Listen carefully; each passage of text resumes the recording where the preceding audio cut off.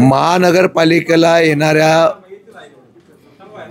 निवडणुकीला आम्ही राष्ट्रवादी काँग्रेस शरद पवार गटांच्या सगळ्या पदाधिकाऱ्यांची बैठक घेतली। माझ्या माहितीप्रमाणे मी आणि रोहितजी आम्ही दोघांनी पहिला मेळावा पिंपरी चिंचवडला घेतला।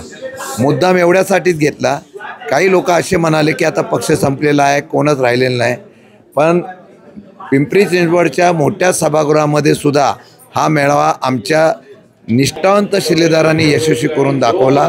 लोकांची उपस्थिती होती, उत्स्फूर्तपणा होता आणि त्यामुळे पुढची रणनीती ठरवताना स्वतंत्रपणाने राष्ट्रवादी काँग्रेस पक्ष हा मजबूतीने उभा करून आम्ही निवडणुकीला समोर जाणार आहोत। बच्चू कडूंच्या प्राण संघटनेकडून आज दिवसभर जे आहे ते चक्काजाम जे आंदोलन केलं, मात्र सरकारकडून जागा होतात पाहिल्यामध्ये अंध अपंग लोक जे आहेत ते रस्ता रोको करत नाही, तर सरकार संवेदनशीलच आहे हो।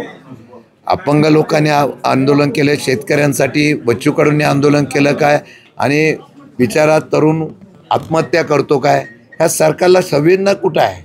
मंत्री तर काही उत्तरं देत आहेत, कृषी मंत्री तर ब्रह्मी खेळत आहेत, काही मंत्री पैशाच्या बॅगांमध्ये आहेत, काही मंत्र्यांच्याबरोबर आरोप प्रत्यारोप झालेले आहेत। आणि आज तर एका तरुणाने आत्महत्या केल्यानंतर मंत्री सरळ म्हणतात की त्यांना तो आमचा कॉन्ट्रॅक्टर नाही, म्हणजे दुर्दैव आहे या महाराष्ट्राचं। तेच राष्ट्रवादी काँग्रेस पवारांच्या राष्ट्रवादीचे जे आहेत मंत्री असतील किंवा आमदार यामध्ये सापडतात कुठेतरी षडयंत्र असं वाटतंय? नाही, षडयंत्राचा भाग नाही, पण मी तुम्हाला खरंच सांगतो की या महायुतीमधले तिन्ही पक्षाच्या मध्ये एकवाक्यता नाही, एकमेकांच्याबद्दल द्वेष आहे, नाईलाजाने झालेली युती आहे। आणि त्यामुळे मला वाटतं की येणाऱ्या काळामध्ये फार मोठ्या प्रमाणामध्ये ह्यांच्यात एकवाक्यता राहणार नाही आणि आपोआप एकमेकांना बदनाम करण्याचं त्यांच्याकडूनच काही चाललं का अशी शंका या महाराष्ट्रामध्ये हळूच कुजबुजली जाते। छगन भुजबळांनी आताच एक स्टेटमेंट जे आहे ते केले की मनोज जरांगे जे आहे ते मराठा नेते त्यांच्या आंदोलनाला काहीच किंमत देत नाही, माझ्या मतदारसंघात देखील त्यांचा काही फरक पडला नाही, कुठला दम आता त्यांच्या आंदोलनात सगळी हवा निघून गेली।